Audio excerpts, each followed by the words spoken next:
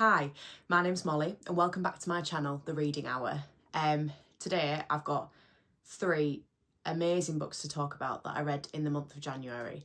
But before I get into that, I just want to say thank you to everyone that commented, liked, subscribed to the 2 videos that I've put out already this past week.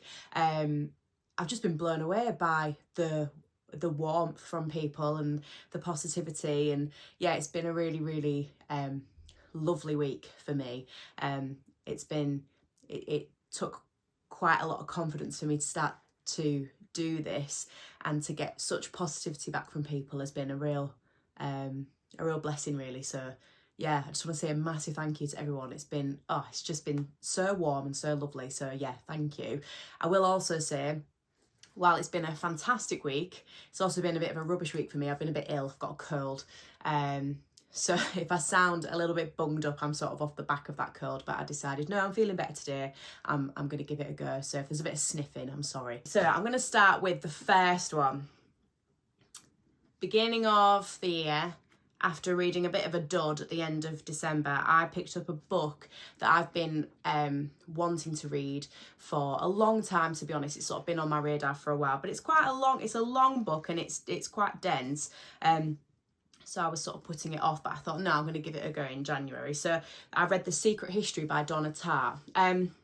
Before I read this, I had read quite a few criticisms of it, and I learnt the term purple prose. I don't know if anyone's familiar with that term, but I believe it's a criticism. It's the idea that the language is so and the prose is so detailed, unnecessarily so, and so it impacts the flow of the story and the plot, and that it becomes too much, and it actually becomes a negative. So I kind of went in expecting that, and actually I really don't agree. I think that the book is gorgeous. I think it's so well written, and she is obviously a super clever person. And I had to get my phone out and Google a few words to know what the definition was, but ultimately I thought it was beautiful, and I could really picture the university, or the college campus as you'd say in the States, and I felt like I was there. I really did. If you like a detailed, beautifully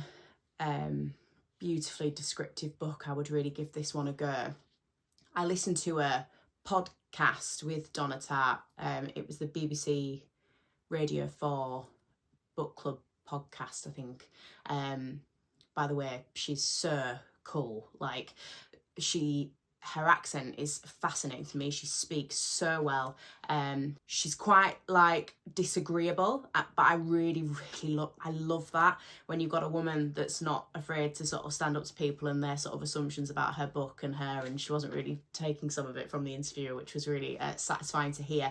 She made a point in the podcast that she concentrates on the minutiae when she writes, and I that comment really stuck with me, because that's kind of what the book really focuses on: the details of life and the details of the characters and their inner thoughts and feelings, and really explores that in great depth. And so if you're wanting like a fast moving plot where lots happens and this, that and the other, this maybe isn't for you. Lots does happen in this book, and it's full of drama, but it's a slow walk there. But I really appreciate that, because by the end I was I felt really connected to the characters. So I'll talk about the plot a little bit. Now, this book is quite famous for giving us the climax of the story right at the beginning. So we find out that Bunny is murdered, and he's murdered by the other main characters. And in the prologue, we are given a description of the other characters driving away from the scene of the crime and sort of reflecting on it a little bit. The beauty of the story is that we're given this information, and one would think that it would therefore lose its power, but it doesn't. And we're more interested in the complexities of how it came to happen and the aftermath of Bunny's death rather than the death itself. From that point, we meet Richard, who he's from a pretty boring background. He describes it himself as sort of that way, in California, with parents that are quite sort of, I guess neglective is the word. They're not particularly interested in him or his life or who he is, and he is desperate for a bit of beauty in his life. I think he refers to as an amazing line. Does such a thing as the fatal flaw, that showy dark crack running down the middle of a life, exist outside literature? I used to think it didn't. Now I think it does. And I think that mine is this, a morbid longing for the picturesque at all costs. So Richard is kind of obsessed with trying to find beauty in his life, and the thought of having an ordinary life like his parents is kind of hellish to him, and so he seeks out this university that's sort of it's described in the pamphlet as being really beautiful and picturesque and quite exclusive, and I think that's the big thing that he's attracted to, is the exclusivity. So he comes to this university that's really, really small, and he takes it one step further in that he becomes sort of fixated and fascinated by a very sort of small clique of students who are all studying Greek, with a lecturer who is also quite insular and doesn't allow them to be lectured by any other teachers or study particularly anything else. And Richard is warned by other lecturers and friends, like, they're a bit weird, give that one a miss, mate, seriously, not worth your time. And Richard can't let that go, and he ends up becoming involved with them. He attempts initially and he's kind of rejected, and then he manages to sort of impress them with his knowledge of Greek already that he has, and and he's sort of invited in, and that's kind of how it carries on. So Richard then spends a term with them, like a holiday at one of their houses, and we get these really beautiful descriptions of the characters and the life that they live. They're very wealthy, and Richard isn't so much, and so he's always kind of on the outskirts of that. But again, his fatal flaw is his obsession with the beauty of their lives, really, and it's a life that he's desperate for, but is kind of out of his reach. One of the characters who was my favourite was Henry, who he's a bit of a paradox, really, in that he's really large, and he's very tall, and he's kind of the leader of the group, and he's very charismatic, and they all kind of go to him with their problems, and he's the bit of he's the guy that solves it.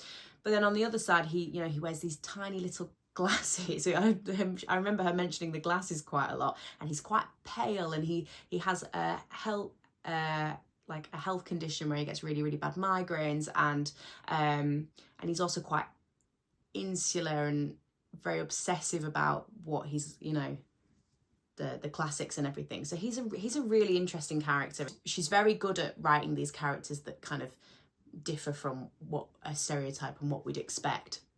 I'm not going to go too much into why they kill Bunny, because I think that's such a huge part of the story and something that you need to read yourself. But Bunny is murdered by the group, led by Henry, really. And Richard is initially on the outskirts, but then he's drawn in. And the big thing for me that really stayed with me was the aftermath of Bunny's death, and how she writes about when you hold such guilt and regret. And I will say, the characters aren't particularly guilty in that they feel like they particularly miss Bunny, or that they care about him or his family. It's more that they are horrified and upset by the way it now follows them and will follow them for the rest of their life. It's more the selfishness of that, and that's one of the big things to say about this book, is that the characters are awful people. But that's the point of it. We've got to find something in these characters that we love, and I think that I don't know if love's a strong word, isn't it? That we're interested in.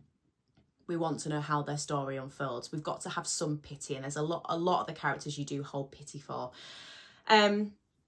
So one of the big themes that really struck me with this book was obviously the nostalgia for university, and how, you know, and this was my experience. I had a great time at uni. I made some amazing friends, and you can very much, if you're lucky enough to make a really good group of friends, you can feel very beguiled by that, this new group that you're accepted into, and it's kind of us against the world, and it can feel really emotional, and you do anything for each other, and the relationships are very intense, and you're kind of in each other's pockets all the time. And in the context of this story, this group of people that Richard is obsessed with and desperate to be involved in and desperate to be accepted by, ultimately results in him being involved in something horrendous, which at the time he doesn't quite realise the implications of. It's not until later on, you know, as the group starts to fall apart in the aftermath of it, which is what I really sort of enjoyed about it. The descriptions of like being absolutely tormented by the guilt, again, you know, a very sort of Greek, a tragedy sort of inspirations there, in, you know, the intensity of immersion and how it can bring a person down. For me, it was a very slow realization for Richard that he's messed up, and he's got himself so connected with this group that he's now kind of bound to them by their mistake, and he can't get away from them. There was a section that I just wanted to read to you really quickly that really sort of stayed with me. Without warning, I had a vision of Francis, 20 years later, 50 years in a wheelchair, and of myself, older too, sitting around him in some smoky room, the two of us repeating this exchange for the 1000th time. At one time, I had liked the idea, that the act, at least, had bonded us together. We were not ordinary friends, but friends till death do us part. This thought had been my only comfort in the aftermath of Bunny's death. Now it made me sick, knowing there was no way out. I was stuck with them, with all of them, for good. Yeah, it's an amazing read. I would really, really recommend The Secret History by Donna Tartt. I gave it 5 stars. Quality read. Okay, the next book that I read was Rebecca by Daphne du Maurier. Beautiful edition. I've got a lot of thoughts and feelings about this one. So, I'm kind of embarrassed to say, because it took me a little while to... I read an article about this book that said it was, and obviously this was a long time ago, but that Daphne du Maurier was done the dirty by her publisher, in that the book was advertised as a romance. And I think part of me was expecting more of a romance. I didn't really know a lot about it going in, but it definitely isn't, I would say. And it took me a little while to realise that. And so for sort of the first half, and this might be really dumb if you're a big Rebecca fan, you might be thinking, well, obviously, and yeah, I'm sorry, it did take me a while to realise, but I didn't realise that all the characters are kind of meant to be pretty awful. So it starts with our main character. She's nameless, and she's quite weak. She's very agreeable. She lacks personality and character, and not only that, but she's quite like obsessive about what other people think about her, and it's quite irritating. She's quite an irritating character. Anyway, she's working as a companion to a wealthy American lady, and they are in Monte Carlo holidaying, and she's sort of with her while this lady is holidaying and sort of hating every minute of it. And while she's there, she meets Mr. De Winter, who is a widower, recently lost his wife, and owns quite a famous stately home called Mandalay, and somehow manages to get involved with this man. And this man he's never particularly romantic with her, or it doesn't seem that he's sort of fallen in love with her, but he kind of makes this decision where he's like, yeah, do you know what, I'll have you. And it feels peculiar, and you're kind of going, no, don't do it. And the American lady, even though she's not very nice to you, is sort of saying, you're an idiot, he's just lost his wife, he's not right, and he's taking you, and you're so much younger, and you're really naive. What do you think this is all about? Don't do it. And she decides to do it regardless. And so they have this honeymoon. It's all very lovely. She's very sort of swept up in the romance of it. And then she goes to Mandalay, and it's not what she's sort of expecting. He goes about his sort of daily routines and very much sort of leaves her. And our nameless character, the new Mrs. De Winter, the new wife, is sort of sat in this home, shrinking away from her new responsibilities and thinking, how the heck did I end up here? It really made me think about, I don't know if you've ever had a new job, or like, yeah, a new job, or somewhere where like a new school or something, and people they know what they're doing, or they're already very cliquey and they're not particularly inviting, and you're kind of like a little lost lamb, not quite knowing where you fit in, and you don't quite know how to stand or where to put yourself, and the little jobs that you're attempting, your hands are shaking and you don't really know what you're doing with them, and you can feel the eyes burning on you of people thinking, new girl, doesn't have a clue. This book really sparked up some of those anxieties for me, and I thought that was really, really well done. There's a scene where she's like walking along a corridor, and one of the servants sort of says to her, like, do you know where you're going? And she's like, yes, and carries on and goes one way, and he calls back to her and he's like, it's the other way, and she's like, oh, okay, you know, you can imagine it in a film. And I liked that about it, but again, I was frustrated by it, because I just thought, like, you like own this house now with your husband, like say to them, like, no, I don't, can you tell me? But she's not that person, and she will never be that person. So the story, there's also a character called Mrs. Danvers, who is the sort of, I can't think of what the term would be, but the sort of head house servant, I guess, maid, I don't know, but she is a horrid character, and they clash massively. Mrs. Danvers absolutely hates her, and vice versa, and she's just never going to be accepted by her.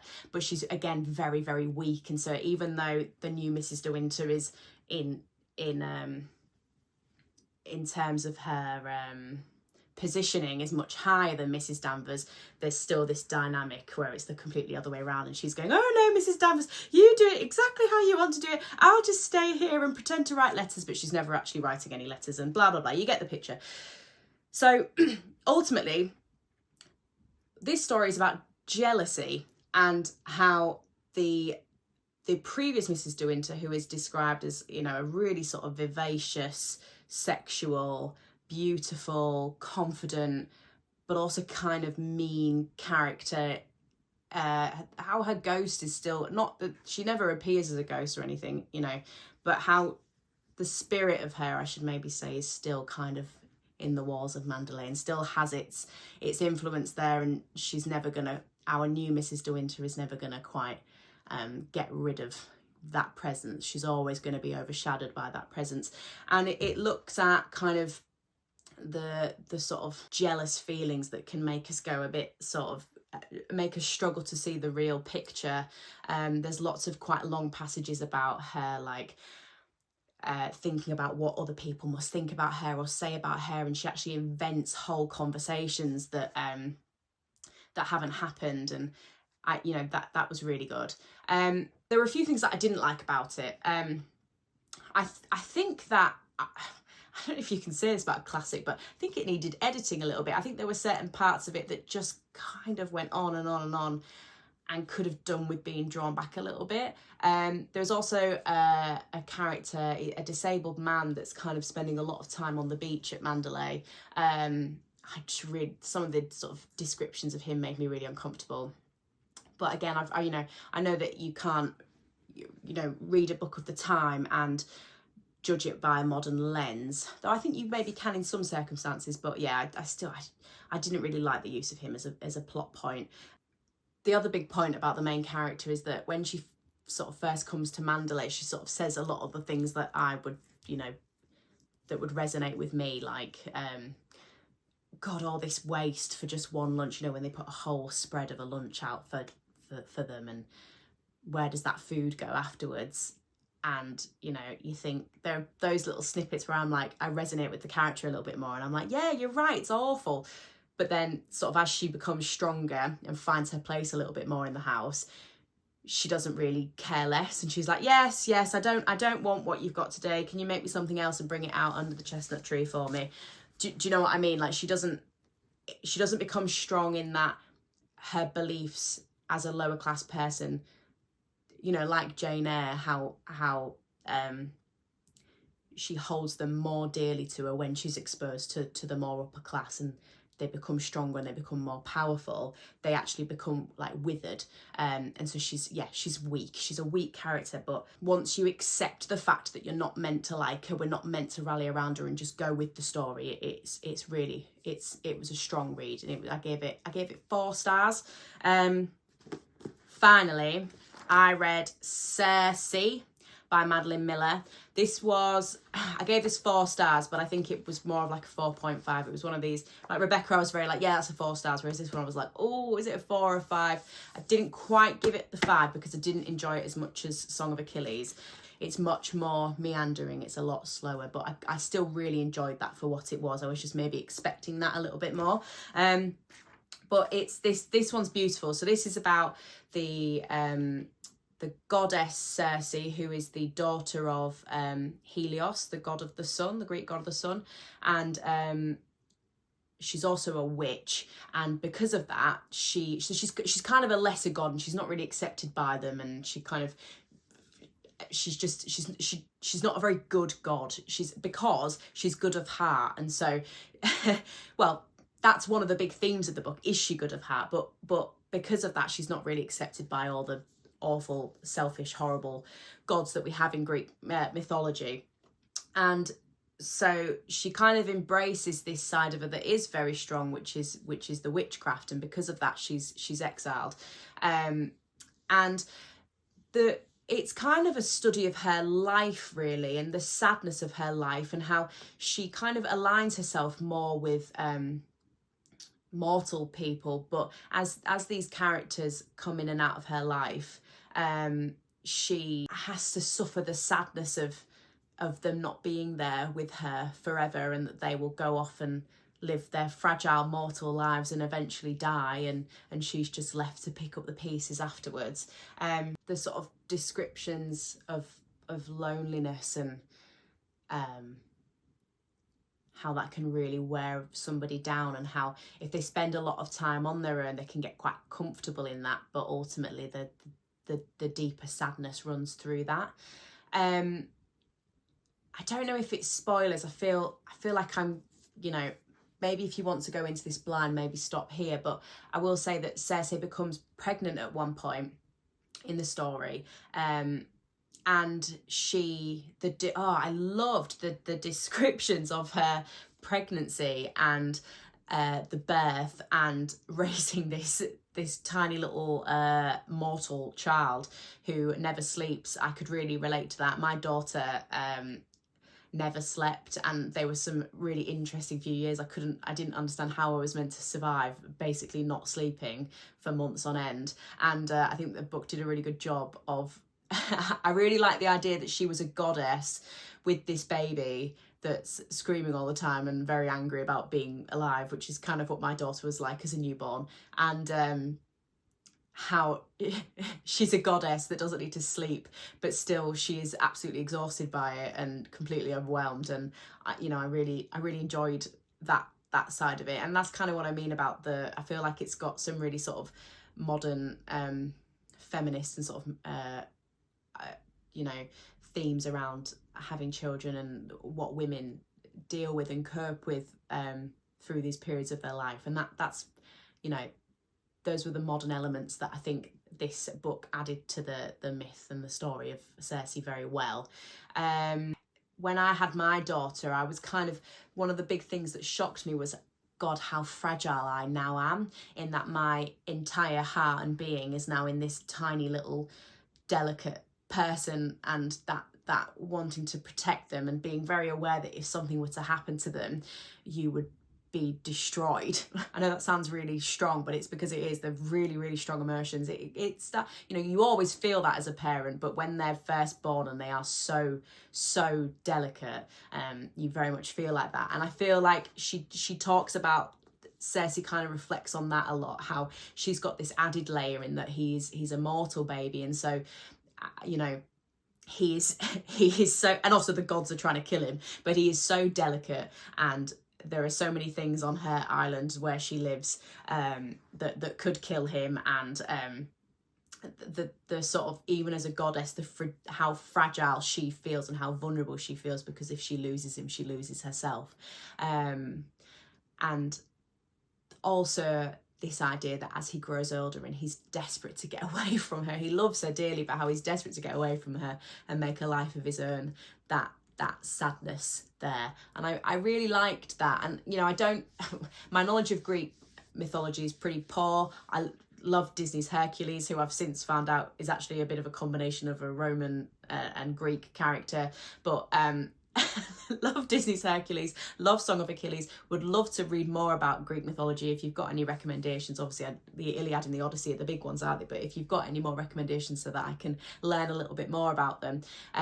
So it was hard for me to know what was new and what was different, or what Madeline Miller had added and what was sort of already kind of in the story. But for me, that part of it was what I came away feeling really sort of strongly about.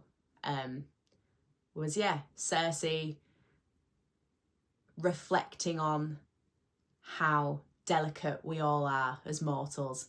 The gods are so, you know, they don't fear, they're not going to die in the traditional sense, so they don't fear death, and so they don't value life, which is, I think, kind of what I came out of this book. I'm quite sensitive to this idea about, like, we don't get many years. You know, I work in the NHS, like, you know, you meet a lot of people that are very poorly, or that, you know, are sort of at the end of their life, and you realise how kind of short life is. You know, wow, we're so lucky to be here and experience life, but really we don't have a lot of time here. And I feel like this book gave me, I don't know if it was I don't know if anybody else felt like this, but, you know, this idea that